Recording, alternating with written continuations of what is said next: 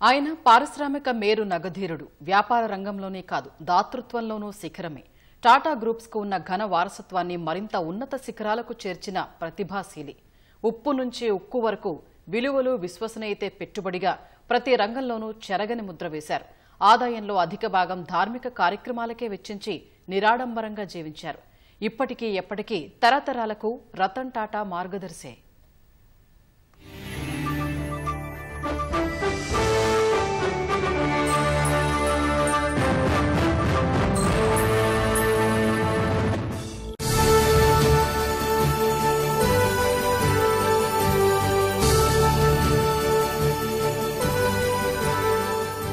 ఆయన తరతరాల విలువలకు కట్టుబడుతూనే భవిష్యత్తు అవసరాలను పసిగడతారు.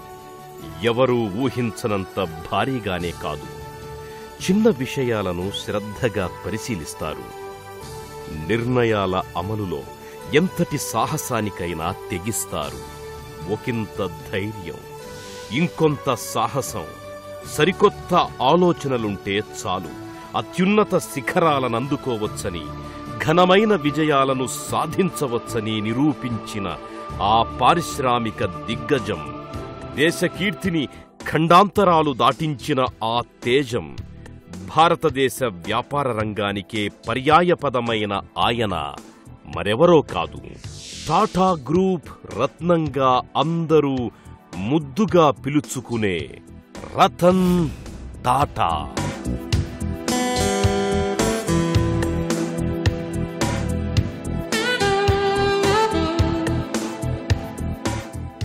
నవల్ హోర్ముజ్జీ టాటా, సూనూల ప్రథమ సంతానమైన రతన్ టాటా 1937లో డిసెంబర్ 28న బొంబాయిలో జన్మించారు.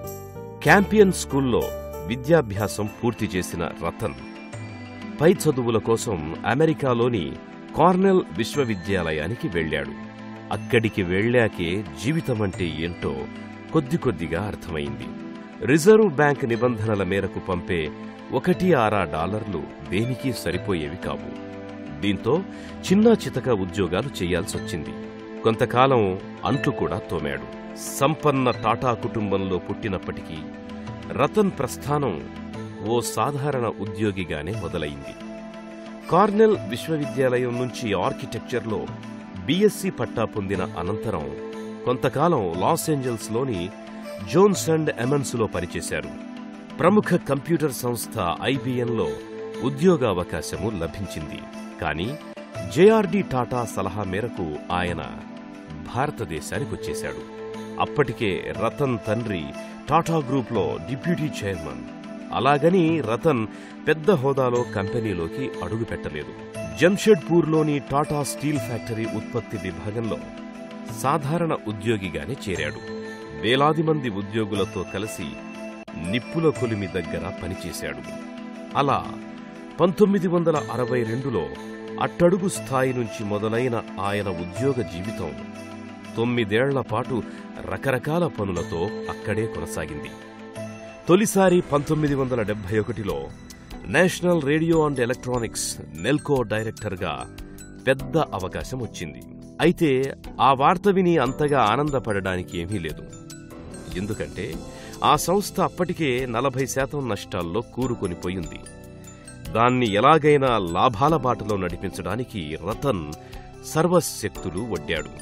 బహుశా ఈ సమయంలోనే రతన్ శక్తి సామర్థ్యాలను, దృఢదీక్షను జేఆర్డీ పసిగట్టి ఉంటారు.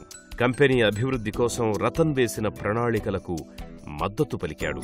సీనియర్లు అభ్యంతరాలు వ్యక్తం చేసినా పట్టించుకోలేదు. రతన్ పగ్గాలు చేపట్టిన నాటికి ఎలక్ట్రానిక్స్ మార్కెట్లో నెల్కో ఉత్పత్తుల వాటా 2% మాత్రమే. అమ్మకాల విలువ 3 కోట్ల రూపాయలే. రతన్ నిరంతర కృషి ఫలితంగా మార్కెట్ వాటా 25%కి చేరింది. అమ్మకాల విలువ 1975లో 113 కోట్లకు ఎగబాకింది. అయితే దేశంలో అత్యవసర పరిస్థితి విధించడం వల్ల అన్ని కంపెనీల మాదిరిగానే నెల్కో అమ్మకాలు భారీగా పడిపోయాయి. అయితే లాభాల శాతం అత్యధికంగా ఉండడం విశేషం. ఒకవైపు కంపెనీల బాధ్యతలు చూసుకుంటూనే మరోవైపు 1975లో హార్వర్డ్ బిజినెస్ స్కూల్లో మేనేజ్మెంట్ ప్రోగ్రాంలో పట్టా సాధించారు రతన్. అనంతరం 1977లో రతన్కు నష్టాల్లో నడుస్తున్న మరో కంపెనీ ఎంప్రెస్ మిల్స్ ని చక్కదిద్దాల్సిన బాధ్యతను అప్పగించారు. దానిని పోటీకి తట్టుకునేలా చేయడానికి 50 లక్షల రూపాయల పెట్టుబడి అవసరమని నిపుణులు తేల్చారు. కానీ ఎందువల్లో దానికి రతన్ అంగీకరించలేదు. దీంతో రాన్రాను ఎంప్రెస్ మిల్స్ పరిస్థితి కోలుకోలేనంతగా దిగజారింది. ఈ 2 వైఫల్యాలు రతన్ను దశాబ్దాల పాటు వెంటాడాయి. కెరీర్పై నీలి నీడలు కమ్ముకునేలా చేశాయి. రతన్ ఎందులో కాలు మోపినా దురదృష్టమే వెంటాడుతుందని విమర్శకులు ప్రచారం చేశారు కూడా. అయితే జేఆర్డీ టాటాకు మాత్రం రతన్ కార్యదీక్ష, దూరదృష్టి ఎంతగానో నచ్చాయి. నష్టాల్లో నడుస్తున్న కంపెనీలను గట్టెక్కించేందుకు గట్టిగా ప్రయత్నించడం, భవిష్యత్తును దృష్టిలో పెట్టుకుని పెట్టుబడి అవసరాలను అంచనా వేయటం బాగా ఆకట్టుకున్నాయి. మరీ ముఖ్యంగా రతన్ తనలాగే ఆలోచించడం జేఆర్డీకి ఎంతగానో నచ్చింది. అతడి జ్ఞాపక శక్తిపైన ఎనలేని నమ్మకం కుదిరింది. అందుకే 1981లో టాటా ఇండస్ట్రీస్ చైర్మన్ గా వైదొలుగుతూ తన వారసుడిగా రతన్ టాటా పేరును ప్రతిపాదించాడు. దీంతో రతన్ అనూహ్యంగా ఒక్క అంగలోనే టాటా గ్రూప్లో అగ్రస్థానానికి చేరుకున్నారు. అత్యున్నత పారిశ్రామిక సంస్థల అధిపతిగా ఒక్క జేఆర్డీ ఆశీస్సులుంటే సరిపోదని రతన్ త్వరలోనే గ్రహించారు. రూసి మోడీ, దర్బారీ సేఠ్, నానీ ఫాల్కీవాలా వంటి హేమాహేమీలను తట్టుకుని నిలబడడం అంటే మాటలా? అందుకే తనదైన శైలిని ప్రదర్శించారు. ఆర్థిక సరళీకరణ ఆరంభమయ్యే సూచనలు పొడచూపుతున్న దశలో క్యాపిటల్ మార్కెట్ల విస్తృతికి అపార అవకాశాలున్నాయని, కొత్త ప్రాజెక్టుల కోసం నిధులను రాబట్టడం సులువవుతుందని ఆనాడే గ్రహించారు. ఈ సమయంలోనే రతన్ తల్లి సూను క్యాన్సర్ బారిన పడ్డారు. చికిత్స కోసం ఆమెను అమెరికాకు తీసుకెళ్లాల్సొచ్చింది. 4 నెలల పాటు రతన్ తల్లితోనే ఆసుపత్రిలో గడిపాడు. ఒకవైపు తల్లి అనారోగ్యం దిగులు రేపుతున్నా రతన్ తమ గ్రూపు అభివృద్ధి కోసం ఆలోచించడాన్ని మానలేదు. 1983 టాటా వ్యూహాత్మక ప్రణాళికను అక్కడే సిద్ధం చేశారు. ఇది టాటా కంపెనీ వ్యవహారాలకు పూర్తిగా కొత్త విషయం.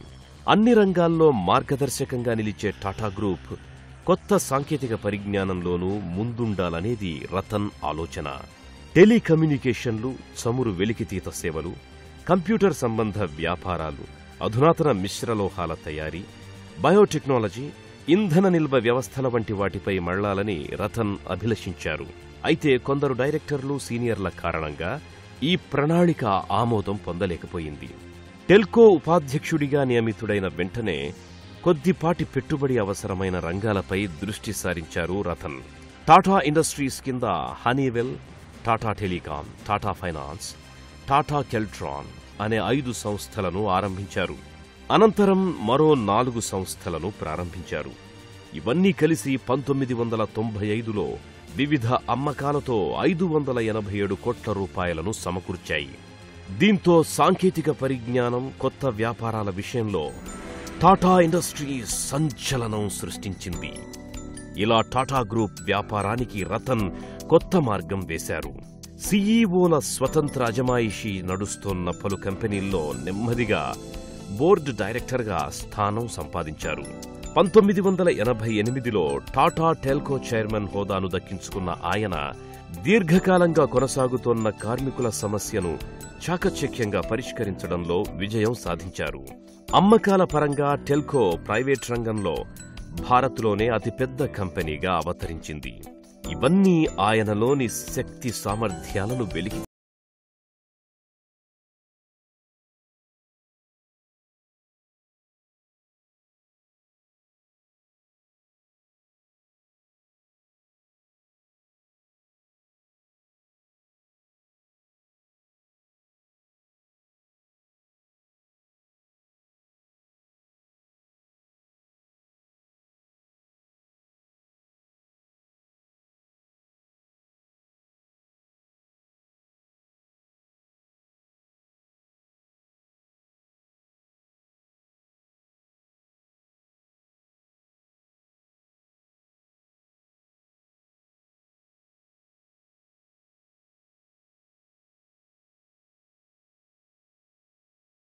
రతన్ టాటా.